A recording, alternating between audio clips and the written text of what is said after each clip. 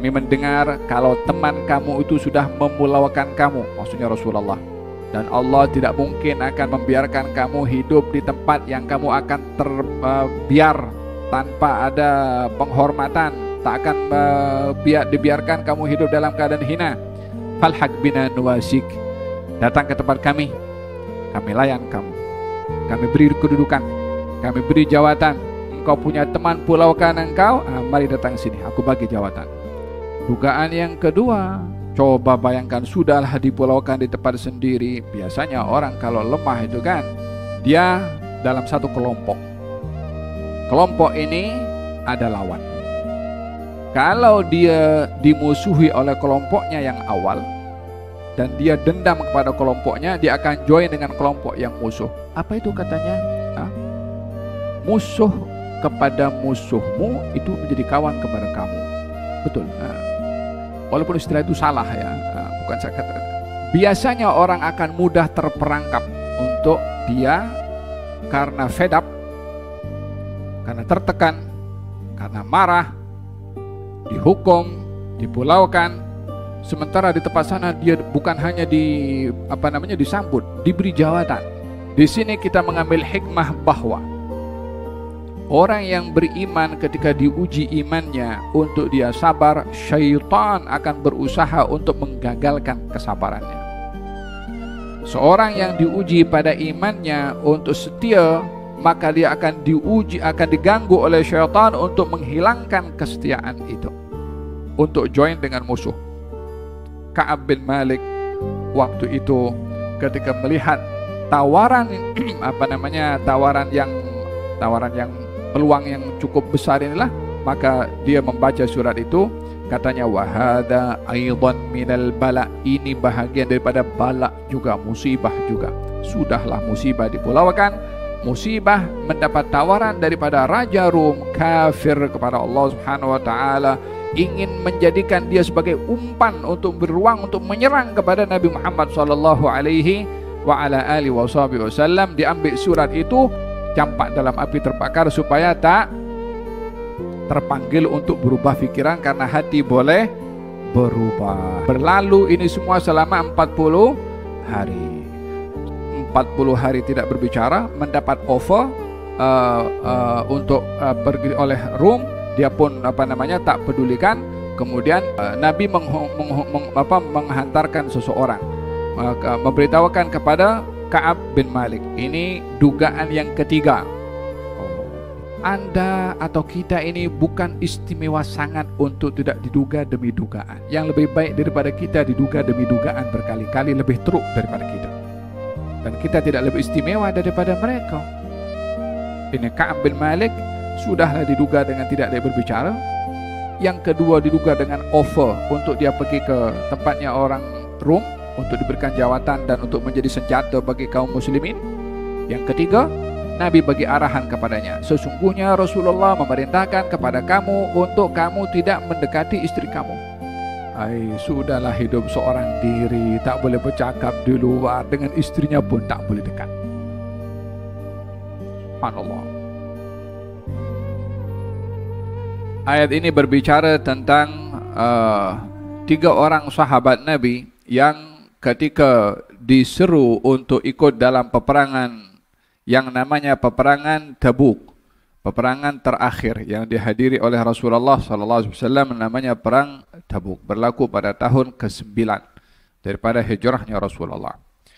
Masa seruan perang terjadi itu musimnya adalah musim korma, sedang berbuah, sehingga menjadi cabaran kepada kaum muslimin pada ketika itu antara ikut bersama dengan Rasulullah dalam berperang, yang resiko daripada peperangan itu akan gugur, syahid, dan tidak dapat menikmati untuk menuai korma yang masa itu adalah musim menuai korma, atau tidak ikut bersama dengan Rasulullah. Dengan demikian dia akan dapat menuai korma, jual korma, dan menikmati kormanya. Dalam hal ini satu hal yang dinanti-nanti oleh orang-orang Arab pada ketika itu adalah musim korma, dan itu adalah momen yang sangat menggembirakan kepada kaum muslimin bila tiba musim korma.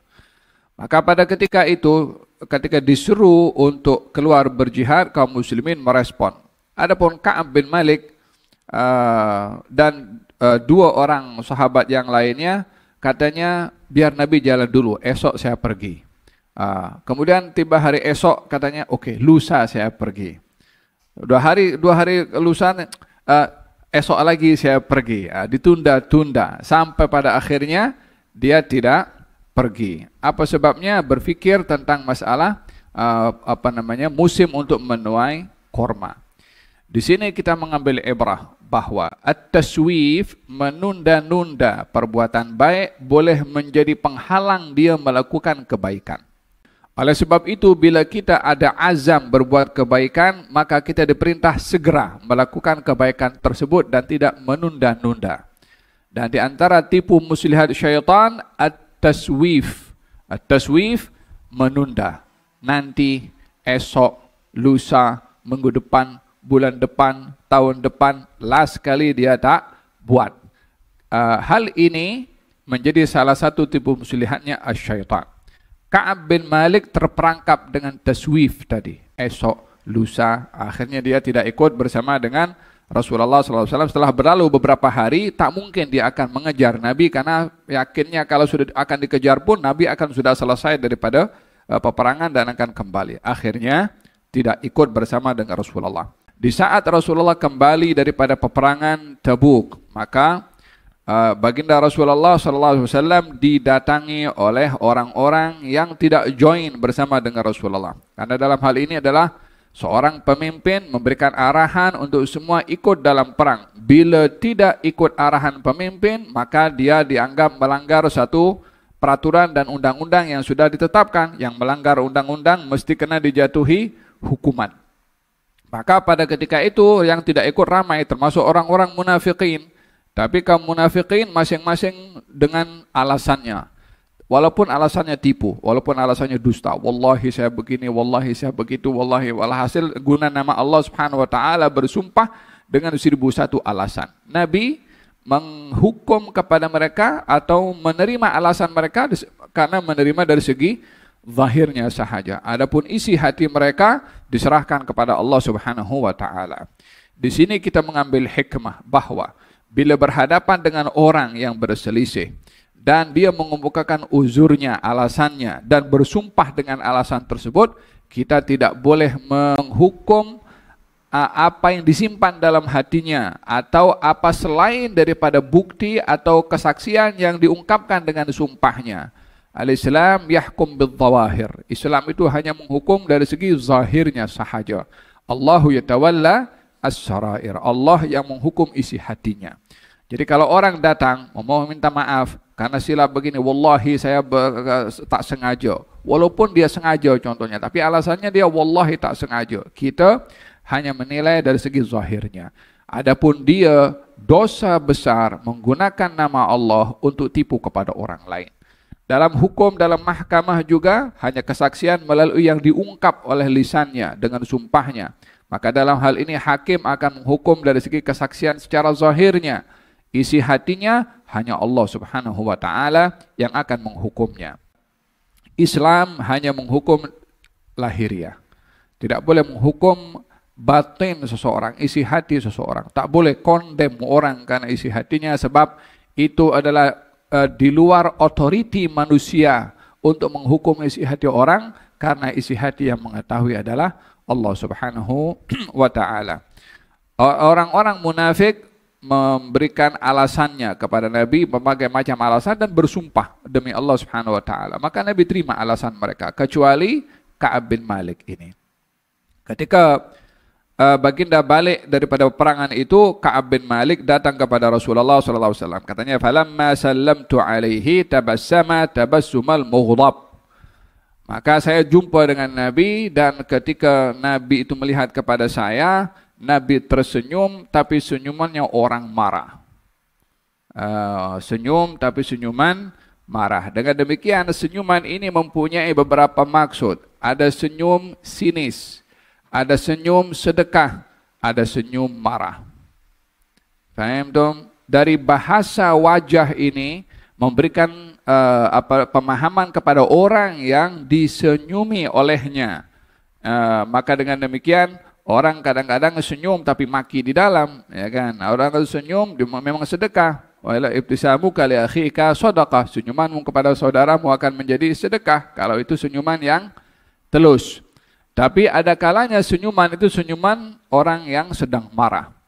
Itulah ungkapan Ka'ab bin Malik ketika melihat raut wajah Nabi ketika senyum. Malamih, tanda-tanda pada senyuman Nabi itu adalah tanda senyuman orang yang marah. Dengan demikian wajah ini mempunyai bahasa. Wajah ini mempunyai isyarat-isyarat. Orang kalau ceria nampak pada wajahnya. Orang kalau sedih nampak pada wajahnya. Orang kalau stres nampak pada wajahnya. Orang kalau sedang happy nampak pada wajahnya. Sehingga wajah ini mempunyai isyarat-isyarat tertentu bagi orang lain. Walihada dalam hadis Nabi Muhammad SAW, utlubul ma'rufa inda hisanil wujuh. Mintalah kamu bantuan kebaikan kepada orang-orang yang wajahnya itu baik. Wajah baik bukan karena warna kulitnya, bukan karena gelap atau cerahnya. Wajah itu sendiri akan memberikan satu sentuhan kepada orang yang tengok kepada orang tersebut sehingga terkesan dengan wajah orang itu. Walihada dalam hadis Nabi Muhammad SAW berbicara tentang wajah ini, ketika beliau ditanya, ya Rasulullah, ayyu julasauna khair? Ya Allah, dengan siapa saya, wahai Rasulullah, dengan siapa saya mesti berkawan? Katanya, man dzakkarakum billahi ru'yatuh. Kalau kamu tengok mukanya, kamu ingat kepada Tuhan, kamu ingat kepada Allah. Tengok je kepada wajahnya, ingat kepada Allah Subhanahu wa taala. Falhasil, baginda Rasulullah tersenyum dengan senyuman mughdab, orang yang sedang marah. Qal ta'al, kemari kamu. Maka saya datang kepadanya, duduk di hadapan Nabi SAW. Katanya, ma khallafaka, kenapa kamu tidak ikut? Kenapa kamu tidak ikut dalam peperangan? Alam takun qad ibta'ta dhahrak, bukankah kamu sudah mempersiapkan untuk perang ini? Kamu sudah berjual barang, kamu sudah ada pedang, ada transport, ada bekal, semua sudah ready untuk pergi. Bukankah kamu sudah mempersiapkan segala keperluan? Bermakna sebelum keberangkatan Nabi dalam berperang, Nabi mengetahui kalau Ka'ab bin Malik sudah mempersiapkan diri untuk ikut bersama dengan Nabi. Katanya, dia mengatakan, bala ya Rasulullah, ya wallahi, saya memang sudah persiapkan. Katanya, ya Rasulullah, kalau saya duduk di hadapan selain engkau, daripada orang-orang yang ahli dunia, maka saya boleh bersilat lidah untuk mencari keuzuran, untuk selamat daripada kesalahan saya ini. Yani kalau bukan engkau di hadapan saya punya 1001 alasan untuk menyelamatkan diri daripada dipersalahkan. Dan ya Rasulullah, saya ini pandai untuk mengolah kata-kata. Dengan demikian, Ka'ab bin Malik ingin memberitahukan bahwa terdapat beberapa orang yang lidahnya itu boleh memutar belit fakta sehingga hak jadi batil, batil jadi hak. Dan ia boleh meyakinkan orang untuk meyakini yang hak jadi batil dan batil jadi hak dengan kata-kata. Ungkapan ini diungkapkan oleh Ka'ab bin Malik. Tapi dia tak mau berbuat begitu. Pada masa yang sama ingin memberitahukan ada orang yang boleh berbuat begitu. Dia boleh buat tapi dia tak buat. Dengan demikian, kita kena berhati-hati daripada orang yang pandai bersilat lidah. Yang cakapnya manis kalau didengar, tapi hakikatnya inna lillahi wa inna ilaihi raji'un. Kalau saya di hadapan orang selain daripada engkau, saya tahu macam mana nak olah kata-kata ini untuk terselamat daripada dipersalahkan. Tetapi saya tahu, saya berhadapan dengan engkau, engkau adalah Rasulullah. Kalau saya tipu pun kepada engkau dan engkau mungkin akan menerima alasan saya, tapi Allah akan bagi tahu kepada engkau kalau saya penipu. Maka itu yang tidak saya inginkan untuk terdedah kalau menipu kepada Rasulullah sallallahu alaihi wasallam. Maknanya dia berkata, jujur saya tak ada alasan untuk tidak ikut perang bersama dengan engkau. Di sini kita mengambil ibrah bahwa seseorang itu tidak semestinya untuk berkata jujur di saat jujur itu mendatangkan kebaikan. Tetapi hendaklah dia mempertahankan kejujuran, walaupun kejujuran itu akan mengundang masalah ataupun musibah ataupun hukuman kepada dia. Mempertahankan kejujuran bukan hanya di saat kita bila berkata jujur kita akan mendapatkan kebaikan, tapi justru tetap berkata jujur walaupun impact daripada berkata jujur itu akan mendatangkan satu kemudaratan. Dengan demikian tidaklah kejujuran dikorbankan untuk mengelak daripada kemudaratan berbandingkan mempertahankan prinsip kejujuran apapun resikonya. Baginda Rasulullah sallallahu alaihi wasallam ketika kembali daripada peristiwa Isra dan Mi'raj diberitahukan kepada Ummu Hani, semalam saya pergi ke Baitul Maqdis dan malam itu juga balik. Kata Ummu Hani beritahu kepada Rasulullah, Ummu Hani sepupunya Nabi. Kata Ummu Hani, ya Rasulullah, kalau orang tanya, kamu jangan cerita. Apa sebabnya? Karena orang tak mungkin percaya. Mana boleh orang pergi Baitul Maqdis yang kalau dulu itu pergi sebulan, balik sebulan. Nabi pergi malam tu, balik malam tu. Ini belum cerita pergi ke langit lagi, langit yang ketujuh. Belum, baru Baitul Maqdis. Ummu Hani risau kalau Nabi cerita kepada orang akan didustakan oleh orang. Kata Nabi, kalau saya ditanya, saya cakap. Apa peduli saya untuk orang lain percaya dengan apa saya kata atau tidak? Saya hanya menyampaikan orang percaya atau tidak, I don't care. Istilahnya begitulah, walaupun itu bukan kata-kata Nabi ya. Maksudnya mempertahankan untuk berkata jujur. Datang Abu Jahal, katanya, ya Muhammad, apa cerita? Katanya, tanya apa yang berlaku kepada engkau? Tanya berita. Kata Nabi, saya semalam pergi Baitul Maqdis. Terkejut Abu Jahal. Semalam aku pergi, semalam aku pergi, semalam aku balik, semalam aku balik. Katanya, kalau aku kumpulkan semua orang di sini, adakah kamu akan cerita kepada aku, kepada mereka seperti mana kau cerita kepada aku? Katanya, ya, aku akan cerita. Apa yang perlu disembunyikan oleh Nabi SAW? Adakah tujuan daripada penyampaian itu untuk mendapatkan kepercayaan daripada orang macam zaman kita sekarang ini? Apa yang dicari oleh orang-orang yang ada di TikTok itu kan kepuasan netizen. Coba netizen maki itu, dia tukar baliklah. Apa sebabnya? Yang dicari kepuasan netizen. Selagi orang itu mencari kepuasan netizen, selagi itu dia tak punya prinsip. Ikut apa kemauan netizen. Netizen mau ke kiri, dia terpaksa ikut ke kiri juga, ke kanan juga. Prinsipnya dia apa? Faham tuh? Lagi zaman sekarang netizennya macam-macam. Gal cerita, panggil orang-orang, datang di hadapan Nabi SAW. Dicerita oleh Nabi SAW, ada yang pegang kepala, ada yang baru jinak-jinak dengan Islam, ada yang terus tinggalkan Nabi SAW. Hal yang tak mungkin berlaku bagi akal fikiran mereka pada ketika itu. Lalu apa yang berlaku? Yang mendustakan Nabi kemana?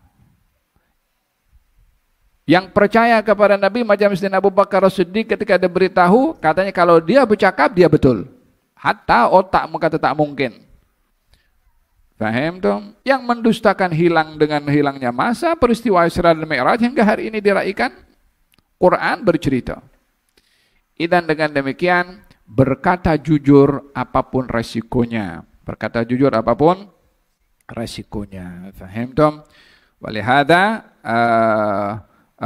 Ka'ab bin Malik berkata demikian kepada baginda Rasulullah sallallahu alaihi wa ala alihi wasallam. Saya berkata jujur ini wahai Rasulullah dengan harapan saya mendapatkan maaf dari Allah Subhanahu wa taala atas kesalahan saya. Saya mengaku salah. Di sini ibrah yang perlu kita ambil, bila dia bersalah jangan malu mengaku salah.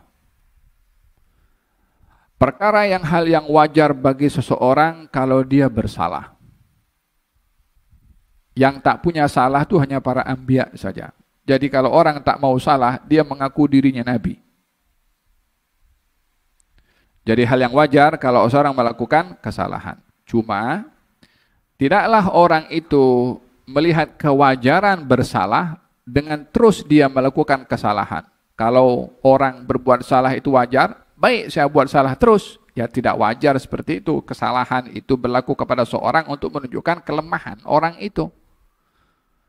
Kesalahan dilakukan menunjukkan ketidaksempurnaan orang itu. Kesalahan berlaku kepada seorang untuk dia menginsafi supaya tidak tergelincir kepada kesalahan yang berikutnya. Jadi kesalahan itu berlaku kepada seseorang adalah untuk menyadarkan dirinya itu adalah lemah dan tidak sempurna, dan untuk menginsafi supaya dia tidak lagi tergelincir melakukan kesalahan yang kedua. Dengan apa? Dengan dia insaf dan bertaubat.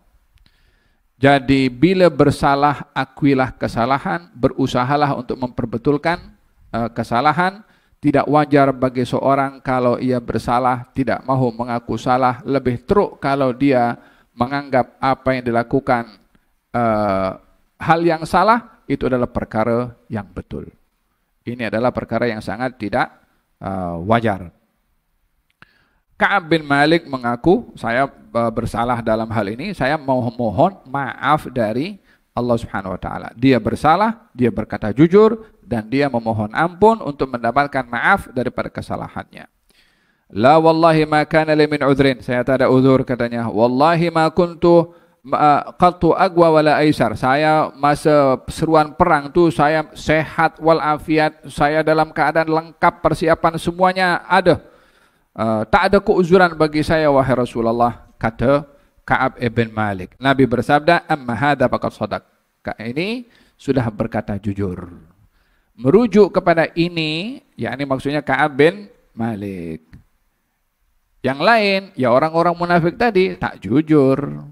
Kata Nabi, yang ini jujur, yang lain yang sumpah-sumpah tu, hadha kadzab, hanya menggunakan nama Allah Subhanahu wa taala dengan untuk menutupi kesalahannya. Faham tu? Jadi Ka'ab bin Malik mengatakan ini adalah dikatakan oleh Rasulullah dia adalah benar. Faqum, maka kembalilah kamu sehingga datang perintah akan hukuman yang mesti kamu terima. Maka Ka'ab bin Malik pun tinggalkan majlis pertemuan bersama dengan Rasulullah sallallahu alaihi wasallam. Kejadian itu disaksikan oleh ramai para sahabat. Maka sahabat-sahabat Nabi yang lainnya, kerabat daripada Ka'ab bin Malik mengatakan, ya Ka'ab, kenapa kamu berkata jujur sehingga kamu akan dijatuhi hukuman oleh Rasulullah? Kenapa kamu tidak kata kepada Rasulullah macam mana yang lain, mengatakan alasan macam-macam kepada Rasulullah dan minta ampunlah, semoga Rasulullah mintakan ampun kepada Allah untuk kamu. Maksudnya carilah alasan apa saja. Kata sahabat-sahabatnya Ka'ab bin Malik. Kata Ka'ab bin Malik, hampir saja hati aku ini berubah untuk kembali kepada Rasulullah dan tarik balik kesaksiannya. Ya Rasulullah, saya bukan begitu tadi. Hampir dia akan mengatakan demikian. Hikmah yang kita ambil di sini, innama summiyal qalbu qalban litaqallubihi. Hati itu diberi nama hati karena dia berbolak-balik. Bahasa Arabnya hati itu qalbun. Di antara makna qalbun berbolak-balik. Hati itu diberi nama qalbun karena ia kerap berbolak-balik. Oleh sebab itu, di antara doa yang sentiasa diminta oleh Nabi adalah ya muqallibal qulub tsabbit qalbi ala dinika. Wahai yang membolak-balikkan hati, tetapkan hati ini dalam keimanan. Tak ada siapa boleh jamin hatinya akan kemana pada penghujungnya. Wallah, hatta hari ini nampak elok, nampak baik, penghujung hanya yang Maha Kuasa yang mengetahui. Oleh hadza sentiasa, dan itu kerap kali Nabi SAW berdoa, ya muqallibal qulub tsabbit qalbi ala dinik. Kita berdoa kepada Allah, ya muqallibal qulub tsabbit qulubana ala dinik ya arhamar rahimin. Maka dalam hal ini hampir saja saya akan kembali kepada Rasulullah dan menarik balik alasan saya. Kemudian saya bertanya, ada tak orang lain selain saya yang mempunyai keadaan seperti saya, yakni tidak ikut dalam perang tanpa ada uzur? Katanya ada, yaitu Murarah ibn Rabi al-Amri dan juga Hilal ibn Umayyah al-Waqifi. Dua orang ini juga adalah dua orang yang saleh. Maksudnya dia bukan golongan orang munafik. Maka kata Ka'ab, dah ada orang sama-sama dengan saya berkata jujur, at least paling tidak ada juga orang yang senasib dengan saya. Maka saya tinggalkan dan saya menunggu apa yang akan dilakukan oleh Rasulullah daripada hukuman.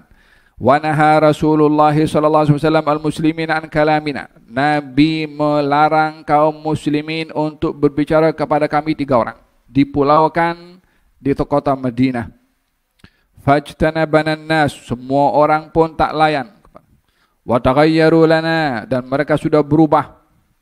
Hatta tanakkarat fi nafsi al-ard, sehingga bumi yang saya pijak bukan bumi seperti yang dahulu saya diami. Yakni Ka'ab bin Malik dan 3 orang ini yang dahulunya kalau jumpa kawan, assalamualaikum, kaif halak, bkhair, tayyib, sembang, mula daripada jatuh hukuman tu la salam, wala senyum, wala cakap, wala ziarah, wala tengok, wala pandang, ada macam tak ada. Hatta tanakkarat, sehingga berubah keadaan ini. Macam saya hidup sorang-sorang di tengah-tengah orang ramai. Tak ada orang pandang. Tak ada orang itu. Jual beli dilayan, tapi tak ada senyum, sembang, berbual. Di dalam Islam, hukuman itu ditetapkan adalah untuk menyedarkan orang yang melakukan kesalahan dan menghalang orang lain melakukan kesalahan yang sama. Jadi waktu itu hukuman dijatuhi kepada 3 orang ini, tak ada sesiapapun boleh bercakap. Selama hampir 50 hari. Wih. Coba kita di rumah 1 hari, 2 hari jangan bercakap. Orang akan merasa boring kalau tak bercakap. Manusia ini adalah makhluk yang berjiwa sosial. Kita kalau hidup di dunia ini, bank kita punya. Pesawat, kapal terbang dengan berbagai macam jenis Boeing, apapun juga, kita pun diberi kemahiran untuk drive. Istana kita punya. Mas tinggal petik buah mas. Tapi tak ada orang, kita hidup sendiri. Macam mana nak enjoy? Suruh ambil ini semua. Hidup dengan bermasyarakat lebih memberikan satu ketenangan dan juga ketentraman. Manusia makhluk yang berjiwa sosial. Walihada ketika dipulaukan selama 50 hari, ianya adalah merupakan satu hukuman yang berat bagi ketiga-tiga orang ini. Katanya, kemudian fa'amma sahibaya, 2 orang sahabat saya itu, yaitu Murarah dan juga Hilal, dia duduk rumah tak keluar. Adapun saya, karena saya yang paling muda daripada yang lain, maka saya keluar. Solat berjamaah, pergi ke pasar juga, walhasil tengok, tapi tak seorang pun bercakap. Katanya, wala yukallimuni ahad, tak ada orang bercakap. Sehingga saya datang kepada Rasulullah dan mengucapkan salam. Yani kalau masuk masjid Nabi tengah duduk dengan sahabat, dia ikut juga. Dia memberanikan diri, join. Ucapkan salam. Assalamualaikum warahmatullahi wabarakatuh. Anak tengok, orang jawab tak jawab semuanya salam. Sampai dipandang bibir Nabi bergerak atau tidak kalau dia mengucapkan salam. Faham tom? Katanya, fa'aqul fi nafsi hal harraka syafataihi biraddis salam amla. Adakah Nabi menggerakkan bibirnya menjawab salam atau sengaja dia ucapkan Assalamualaikum, ingin terhibur dengan jawaban salam? Diperhatikan adakah Nabi menggerakkan bibirnya atau tidak. Tsumma usalli. Kemudian saya sengaja salat dekat dengan Nabi. Untuk apa? Fa usariquhu an-nadhar. Untuk saya curi pandangan. Dekat dengan Nabi itu nak curi pandangan Nabi macam mana?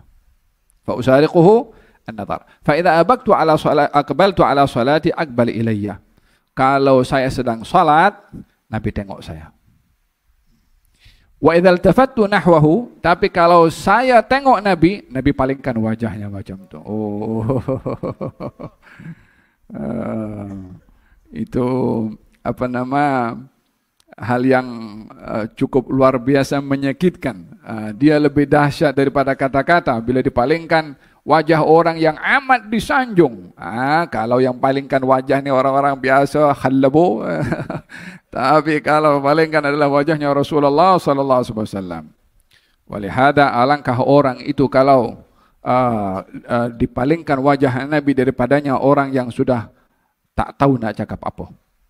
Oleh hadza kita mohon agar supaya Nabi tak palingkan wajahnya daripada kita. Kalau jumpa pun senyum kepada kita. Tak tahan kalau tengok beliau marah. Baik tak nampak dalam mimpi. Kalau tengok dalam mimpi tengah dalam keadaan marah kepada kita. Nak senyum pun senyum dengan muka. Jangan mimpi sudah. Tak tahan dengan marahnya baginda Rasulullah sallallahu alaihi wasallam. Tapi insyaallah dikasihi oleh Allah. Beliau tak seperti itu. Marahnya pun marah mendidik. Marahnya pun marah sayang. Marahnya pun marah kasih sallallahu alaihi wa ala alihi wasallam. Hanya kita ini lemah perasaan. Tak boleh nampak kalau beliau marah. Faham tom? Kemudian katanya kemudian katanya hatta idza tala alayya, sehingga kejadian ini lama berlaku kepada saya. Kemudian saya keluar daripada rumah dan saya pergi ke kawasan lalu di jalan tepi dindingnya Abu Qatadah. Dan Abu Qatadah ini adalah ibn ammi, yakni sepupu dengan Ka'ab bin Malik. Kemudian dia datang jumpa dengan Abu Qatadah atau dengan Qatadah. Aba Qatadah, jumpa. Salamtu alaihi. Saya ucapkan salam. Assalamualaikum warahmatullahi wabarakatuh. Yang mengucapkan salam Ka'ab bin Malik. Kepada siapa? Kepada Abu Qatadah. Kata Ka'ab bin Malik mengatakan, Abu Qatadah tidak jawab salam saya. Hukum mengucapkan salam sunnah, menjawab salam adalah wajib. Tapi karena ada perintah yang wajib ditaati juga, yaitu Rasulullah untuk tidak berbicara sementara menjawab salam bahagian daripada pembicaraan. Abu Qatadah tidak jawab salamnya. Dalam hal ini tiada pertembungan antara hukum menjawab salam. Dalam situasi seperti ini dia tidak menjawab salam. Karena dalam hal ini juga dia sedang mentaati perintahnya Rasulullah sallallahu alaihi wasallam untuk tidak berbicara kepada tiga orang ini dan menganggap bahawa menjawab salam satu pembicaraan. Maka dia tak jawab salamnya Abu Qatadah. Hanya dalam momen seperti ini karena perintah daripada Rasulullah sallallahu alaihi wasallam. Fa'udtu, maka saya kembali kepada dia dan saya bertanya, wahai Abu Qatadah, aku bersumpah demi Allah, aku mohon engkau jawab dengan jujur. Bukankah engkau tahu aku ini adalah cinta kepada Allah dan juga Rasulnya? Dia tak jawab. Ya Abu Qatadah, aku ambil sumpah daripada engkau. Bukankah engkau tahu aku ini adalah cinta kepada Allah dan Rasulnya? Sampai 3 kali. Sampai kali yang ketiga, kata Abu Qatadah, Allahu wa Rasuluhu alam. Hanya Allah dan Rasulnya yang tahu. Dijawab begitu oleh Abu Qatadah. Tak dijawab iya, tak dijawab tidak. Allah wa Rasuluhu alam. Fafadat ainai. Maka deras keluar air mata daripada mata saya ketika mendengarkan jawaban Abu Qatadah, Allahu wa Rasuluhu a'lam, seakan-akan apa yang bersemadi dalam hatinya dipenuhi dengan cinta kepada Allah dan Rasulnya itu sudah mulai terhakis atau tidak ada lagi dengan jawaban yang disampaikan oleh Abu Qatadah, sehingga dia akan merasa rugi besar kalau kehilangan perasaan cinta kepada Allah dan juga kepada Rasulnya. Oleh sebab itu beliau menangis. Wa tawallaitu hatta tasawwarat al-jidar, maka saya pun tinggalkan dan kembali. Fa baina ana amshi bi suqil Madinah, di saat ini satu dugaan ya, satu dugaan.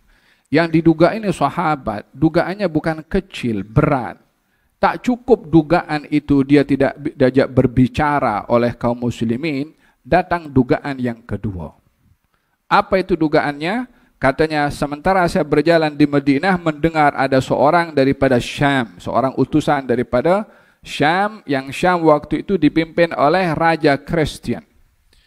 Dihantarkan seorang daripada Raja Rom untuk mencari seorang bernama Ka'ab bin Malik.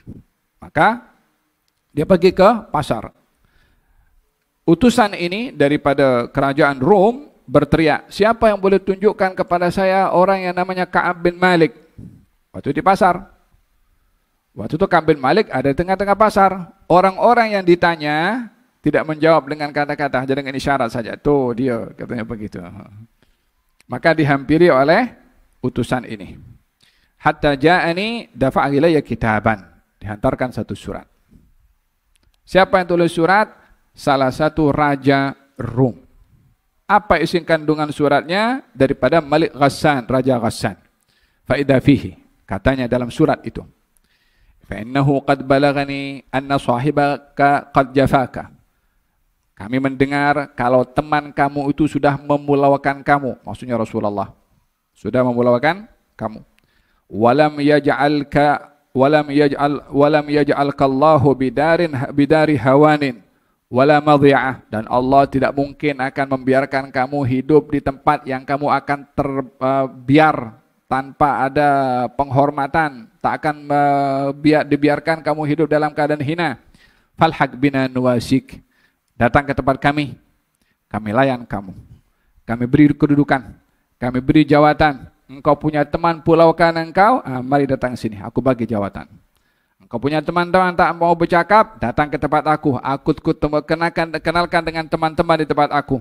Dugaan yang kedua, ini kan kalau coba bayangkan sudahlah dipulaukan di tempat sendiri. Biasanya orang kalau lemah itu kan, kalau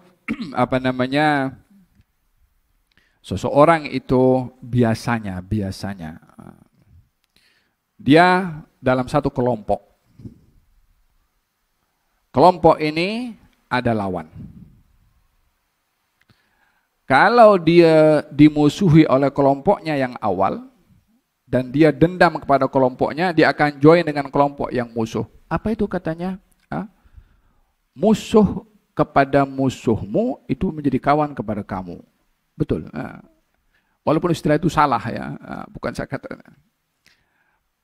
Biasanya orang akan mudah terperangkap untuk dia karena fed up, karena tertekan, karena marah, dihukum, dipulaukan. Sementara di tempat sana dia bukan hanya disambut, diberi jawatan. Ta'al nuwasik, kami bagi jawatan kepada kamu di tempat kami. Di sini kita mengambil hikmah bahwa orang yang beriman ketika diuji imannya untuk dia sabar, syaitan akan berusaha untuk menggagalkan kesabarannya. Seorang yang diuji pada imannya untuk setia, maka dia akan diganggu oleh syaitan untuk menghilangkan kesetiaan itu, untuk join dengan musuh. Ka'ab bin Malik waktu itu ketika melihat tawaran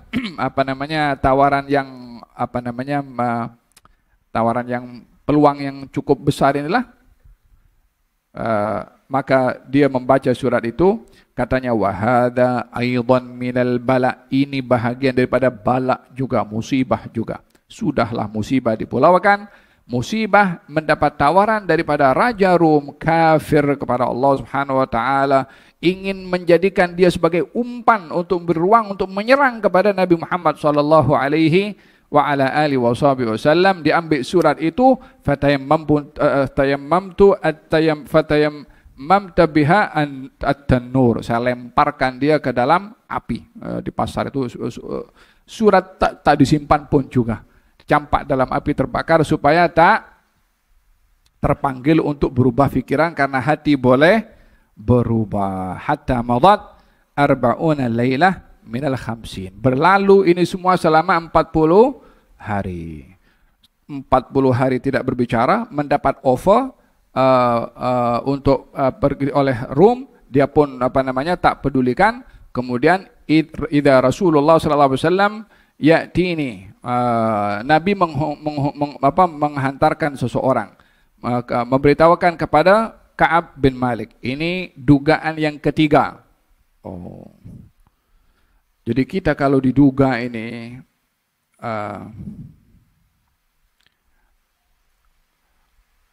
sebahagian daripada orang kalau diduga oleh Allah dengan dugaan, dan kata pepatah itu, sudahlah jatuh ketibaan tangga, maka dia akan menyalahkan Tuhan. takkanlah seberat ini saya diduga oleh Allah SWT. Sudahlah jatuh, kena ketibaan tangga lagi. Anda atau kita ini bukan istimewa sangat untuk tidak diduga demi dugaan. Yang lebih baik daripada kita diduga demi dugaan berkali-kali lebih teruk daripada kita. Dan kita tidak lebih istimewa daripada mereka. Ini Ka'ab bin Malik sudahlah diduga dengan tidak dia berbicara. Yang kedua diduga dengan offer untuk dia pergi ke tempatnya orang Rom untuk diberikan jawatan dan untuk menjadi senjata bagi kaum muslimin. Yang ketiga, Nabi bagi arahan kepadanya. Sesungguhnya Rasulullah memerintahkan kepada kamu untuk kamu tidak mendekati istri kamu. Kata Ka'ab bin Malik, Nabi suruh saya ceraikan istri saya ke? Katanya tidak, tetapi tak boleh mendekatinya. Sudahlah hidup seorang diri, tak boleh bercakap di luar, dengan istrinya pun tak boleh dekat. Subhanallah. Faham tak? Kenapa sampai begitu dahsyat dugaan ini, musibah ini atau hukuman ini? Sekali lagi, hukuman itu menguji keimanan. Kalau semua orang dihukum dengan hukuman yang ringan, ya dia akan ulang-ulang buat balik. Hukuman itu menguji keimanan. Hukuman itu menghalang orang lain untuk tidak berbuat benda yang sama. Maka dalam hal ini, Ka'ab bin Malik mengatakan kepada istrinya, kamu kembali ke tempat keluarga kamu. Katanya Ka'ab bin Malik. Sehingga hukuman daripada Allah kepada aku ini selesai. Maka kata dikatakan kepada Ka'ab juga, kenapa kamu tidak minta izin kepada Rasulullah juga supaya istri kamu juga duduk bersama dengan kamu, at least paling tidak di rumah ada orang lah. Ternyata apa kalau saya jumpa dengan Nabi dan saya beritahu kepada Nabi, ya Rasulullah, saya mohon izin agar supaya istri saya dapat menemani saya di rumah seperti istrinya Hilal. Saya tak boleh jangka apa Nabi akan cakap. Takut cakapnya Nabi itu lebih menyusahkan kepada saya. Baik saya tak cakap sudah. Tak apa. Dapat arahan daripada Nabi SAW, khalas. Tanfidh. Ada sahabat. Dapat arahan daripada Nabi, sami'na wa ta'ana. Hatta apapun juga yang kesukaran yang akan dilalui olehnya. Lihada, katanya berlalulah, dikembalikan istrinya kepada keluarganya. Alhasil sampai innalillahi wa inna ilaihi raji'un. Maka setelah itu berlalu 10 hari. Lengkap waktu berlalu selama 50 hari bermula daripada Nabi SAW melarang kepada kaum muslimin untuk berbicara. Falamma shallaitu salat al-fajri, saat saya melakukan solat subuh pada hari ke-50 sudah berlalu, saya berada dalam dhahri baitin, di atas tingkat atas rumah saya. Saat saya dalam keadaan duduk sedang berzikir kepada Allah Subhanahu wa taala selepas salat subuh, duduk berzikir kepada Allah, qad daqat alayya nafsi. Hati ini dah sempit, dah tak larat lagi dah. Macam bukan lagi di dunia dah. Tak ada lagi sedikit pun kesenangan, dah sampai kepada kemuncak daripada kesusahan dan kesukaran yang dilalui oleh Ka'ab bin Malik, sehingga dikatakan hatta idza daqat alaihimul ardu bima rahubat. Khalas, sempitnya dunia ini gambaran kepada betapa sedihnya dan juga tidak mampunya Ka'ab bin Malik berhadapan dengan situasi seperti tersebut. Wa daqat alaiyal ardu bima rahubat sami'tu sauta sarikhin. Dalam keadaan seperti itu, maka terdengarlah suara orang berteriak daripada gunung Sala dengan suara yang tinggi, ya Ka'ab bin Malik abshir, katanya, wahai Ka'ab bin Malik, terimalah kabar gembira. Baru dengar terimalah kabar gembira, belum tahu apa kabar gembiranya, dia sudah sujud syukur dulu kepada Allah Subhanahu wa taala, karena pastinya katanya 50 hari tak ada orang panggil nama saya. Kali itu baru terdengar dengan suara yang lantang dan juga suara yang yang penuh dengan keceriaan. Abshir, fasajad fakharatu sajida. Maka saya sujud syukur kepada wa araftu annahu qad jaa farajun, saya yakin bahwasanya sudah datang musibah itu diangkat oleh Allah Subhanahu wa taala, dan diterimalah taubatnya Ka'ab bin Malik dan 3 orang itu pada waktu subuh hari ke-50 daripada peristiwa tersebut. Fadhahaban nasu yubashshirunana, orang-orang pun datang mengucapkan, sampaikan kabar gembira kepada saya. Di sini kita mengambil hikmah bahwa orang itu bila berada dalam keadaan sedih, kita hendaklah memiliki sifat solidarity untuk kita juga meringankan kesedihan orang.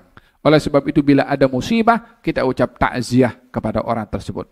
Bila ada hal-hal yang menggembirakan, kita pun juga berkongsi kegembiraan dengan mengucapkan tahniah. Sehingga dalam hal ini hubungan kita dengan kaum muslimin bergembira dengan kegembiraan mereka dan bersedih dengan kesedihan mereka. Tidak sebaliknya, kita tidak boleh gembira dengan kesedihan orang Islam dan tak boleh bersedih dengan kegembiraan yang ada pada kaum al-muslimin. Demikian kaum muslimin mengucapkan tahniah kepada Ka'ab ibn Malik, sehingga seorang itu menaiki kudanya dan berteriak sehingga suaranya lebih laju daripada kudanya, katanya begitu, untuk memberitahukan kepada Ka'ab bin Malik dan memberikan kabar gembira. Orang yang datang itu, ini Nabi dapat firman Allah SWT memberitahukan kalau Ka'ab bin Malik sudah diterima taubatnya. Dapat kabar saja seorang ini bangkit, terus ambil kudanya, lari pergi ke rumahnya Ka'ab bin Malik dan panggil, ya Ka'ab bin Malik abshir, terimalah kabar gembira. Ka'ab bin Malik terus sujud. Kemudian orang itu datang menyampaikan kabar kepada Ka'ab bin Malik kalau Allah sudah mengampunkan dosanya. Ka'ab bin Malik buka 2 helai pakaian yang dipakainya. Wallahi saya tak ada pakaian lagi, katanya, kecuali pakaian yang dipakai itu.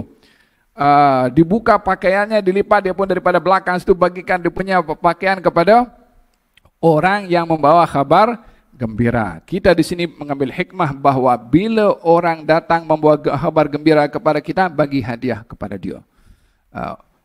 Walaupun bukan pakaiannya dipakai, itu Ka'ab bin Malik bagi sebab tak ada lagi benda lain yang boleh diberikan. Diberikan karena dah tak ada apa nak dibagi. Sehingga karena dianjurkannya memberikan hadiah kepada orang yang membawa berita berita baik, Ka'ab bin Malik tak ada apa nak dibagi, sehingga pakaian yang dipakai pun diberikan. Wah, diberikanlah pakaian itu, dan saya pinjam pakaian orang lain.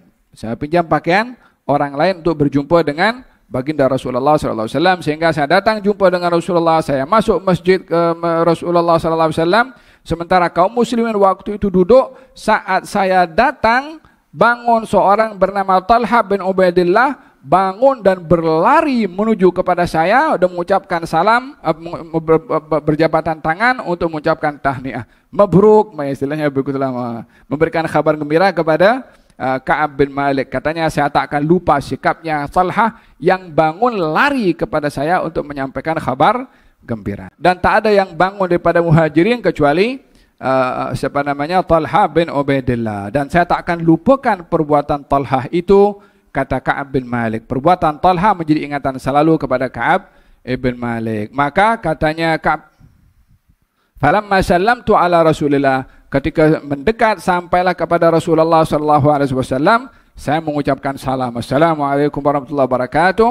Maka dijawab salamnya, wa huwa yabruqu wajhahu minas surur.